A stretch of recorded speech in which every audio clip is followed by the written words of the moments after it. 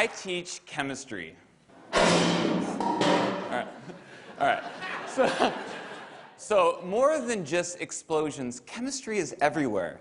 Have you ever found yourself at a restaurant spacing out, just doing this over and over? See some people nodding yes. Recently, I showed this to my students, and I just asked them to try and explain why it happened. The questions and conversations that followed were fascinating. Check out this video that Maddie from my Period 3 class sent me that evening. Hey, Randy?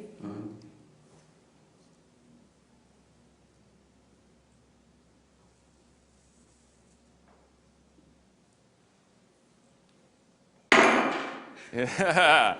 Now, obviously, as Maddie's chemistry teacher, I loved that she went home and continued to geek out about this kind of ridiculous demonstration that we did in class. But what fascinated me more is that Maddie's curiosity took her to a new level. If you look inside that beaker, you might see a candle. Maddie's using temperature to extend this phenomena to a new scenario. Questions and curiosity like Maddie's are magnets that draw us towards our teachers, and they transcend all technology or buzzwords in education. But if we place these technologies before student inquiry, we can be robbing ourselves of our greatest tool as teachers, our students' questions. For example, flipping a boring lecture from the classroom to the screen of a mobile device might save instructional time, but if it is the focus of our students' experience, it's the same dehumanizing chatter just wrapped up in fancy clothing. But if instead we have the guts to confuse our students, perplex them, and evoke real questions, through those questions, we as teachers have information that we can use to tailor robust and informed methods of blended instruction. So, 21st century lingo, jargon, mumbo-jumbo aside, the truth is, I've been teaching for 13 years now, and it took a life-threatening situation to snap me out of 10 years of pseudo-teaching and help me realize that student questions are the seeds of real learning, not some scripted curriculum that gave them tidbits of random information. In May of 2010, at 35 years old, with a 2-year-old at home and my second child on the way, I was diagnosed with a large aneurysm at the base of my thoracic aorta. This led to open heart surgery. This is the actual real email from my doctor right there. Now, when I got this, I was, press caps lock, absolutely freaked out, okay? But I found surprising moments of comfort in the confidence that my surgeon embodied. Where did this guy get this confidence, the audacity of it? Right? So when I asked him, he told me 3 things. He said, first, his curiosity drove him to ask hard questions about the procedure, about what worked and what didn't work.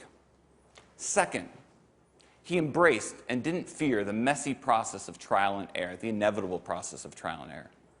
And third, through intense reflection, he gathered the information that he needed to design and revise the procedure, and then with a steady hand, he saved my life. Now, I absorbed a lot from these words of wisdom, and before I went back into the classroom that fall, I wrote down 3 rules of my own that I bring to my lesson planning still today. Rule number 1, curiosity comes first. Questions can be windows to great instruction, but not the other way around. Rule number 2, embrace the mess. We're all teachers. We know learning is ugly. And just because the scientific method is allocated to page 5 of section 1.2 of chapter 1 of the one that we all skip, okay? Trial and error can still be an informal part of what we do every single day at Sacred Heart Cathedral in room 206. And rule number 3, practice reflection. What we do is important. It deserves our care, but it also deserves our revision. Can we be the surgeons of our classrooms? As if what we are doing one day will save lives. Our students are worth it. And each case is different. All right, sorry. Chemistry teacher and me just needed to get that out of my system before we move on. So these are my daughters. On the right, you have little Emma Lou, Southern family. And On the left, Riley. Now, Riley's going to be a big girl in a couple weeks here. She's going to be 4 years old. And anyone who knows a 4-year-old knows that they love to ask, why? Yeah, why? I could teach this kid anything because she is curious about everything. We all were at that age. But the challenge is really for Riley's future teachers, the ones she has yet to meet. How will they grow this curiosity?